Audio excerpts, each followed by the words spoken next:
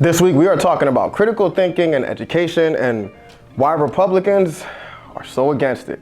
Now, in case you missed it, recent reports from the Capitol Dispatch newsroom highlighted a bill in Ohio that basically tells college students, keep all that critical thinking up out of my classroom. The bill is Senate Bill 1. It's their top priority. And according to reports from the Capitol Dispatch newsroom, the bill says public colleges and universities may not endorse or oppose as an institution any controversial belief or policy except on matters that directly impact the institution's funding.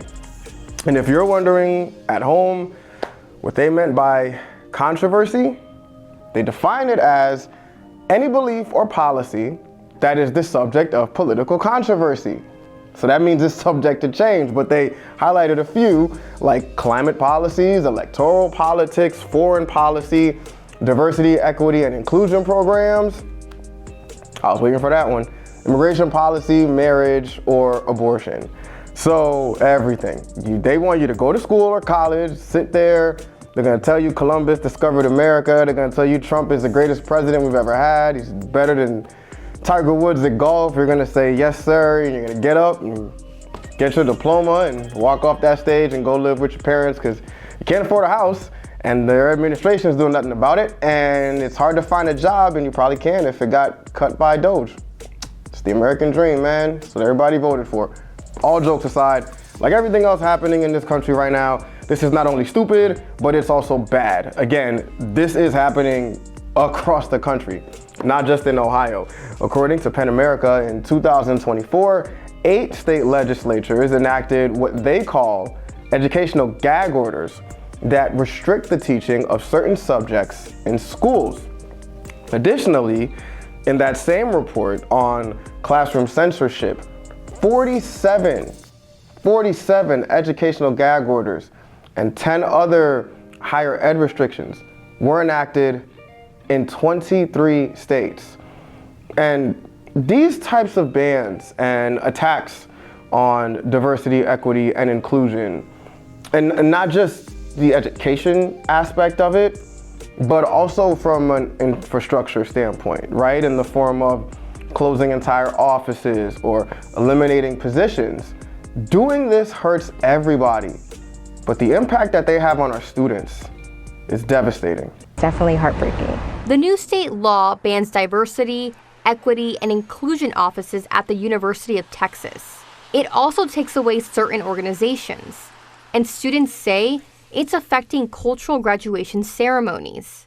Ceremonies many students were looking forward to. I mean, it's kind of sad, but with the cancellation of DEI, you're going to see much more rollbacks. Like, this is just like the start of it.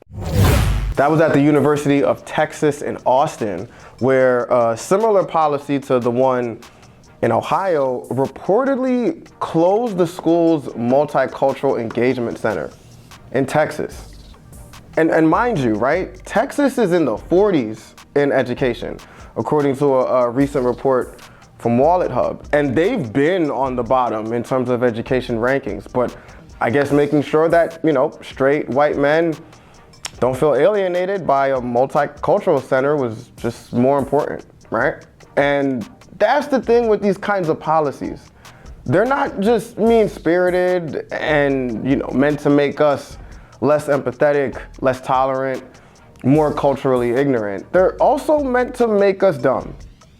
I mean, if I was dumber, maybe I'd be less stressed out by the news every day. So maybe they got some points. Maybe they got a good point.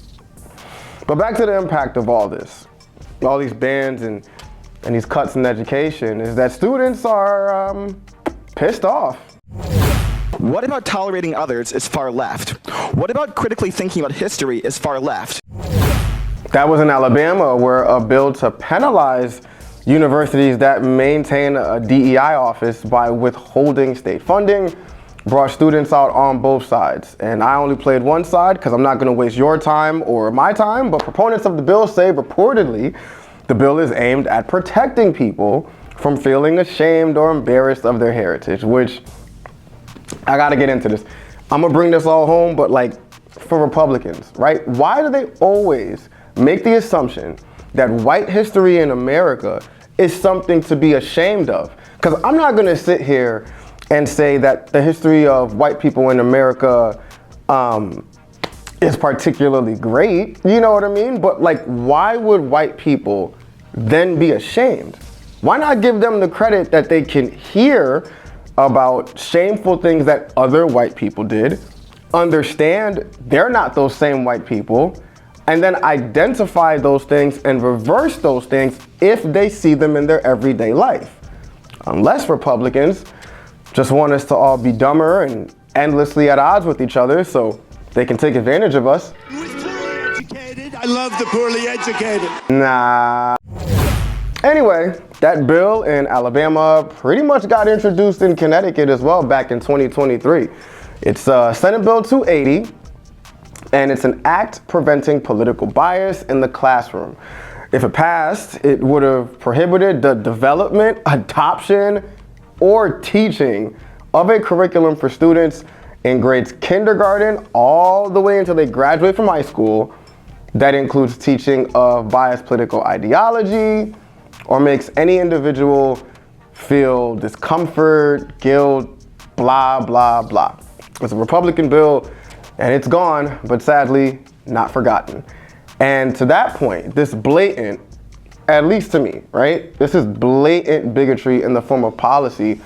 It's been going strong thanks to Project 2025, which more or less calls for the same stuff. So one of the things that Project 2025 wants to do, and I want to be clear about it because not only did I read the entire Project 2025, I read Agenda 47 and pointed out that Project 2025 is essentially a instruction manual for Agenda 47. So what they want to do is remove the Civil Rights Division of every federal department. And according to a Forbes piece, the president's Agenda 47 on universities involves getting rid of existing accreditors for colleges and universities and creating new ones that will impose his party's, air quotes, values on institutions, along with levying significant fines on colleges and universities that he believes discriminate against students, with the plan to use those fines to create a free, online American Academy that covers the full spectrum of human knowledge and skills, Indoctrination 101. So that's where we are. In Republican states and in the federal government, conservatives are hell-bent on imposing the destructive policies of Project 2025 on the American people, regardless of how unpopular all of this is. Meanwhile, in Connecticut, their Senate Bill 1 is, among other things, actually trying to provide universal pre-K, which would be pretty cool. So hopefully Connecticut Republicans that are not aligned with Donald Trump can talk to some of the ones that are aligned with Donald Trump and say, it's okay to disagree with your party sometimes. And this is probably one of those times. This is a Capitol Dispatch special report.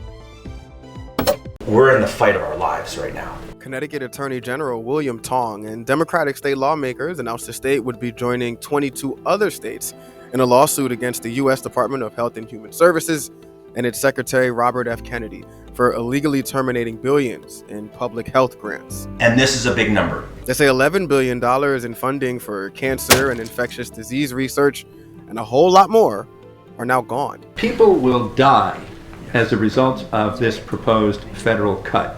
Senate President Martin Looney called out Connecticut Republicans for their silence amid Trump's destructive decisions. I believe there's a high likelihood that they are just as intimidated by the Trump political factor as their colleagues in Congress and other states around the country. We know that Republicans quake and live in fear about being primaried from the right. That's been true ever since Eric Cantor lost his seat in Congress, and they feel that the only way they can be safe is to go as far right as possible and immunize themselves in that way. I'm Henry Chisholm for Capitol Dispatch News.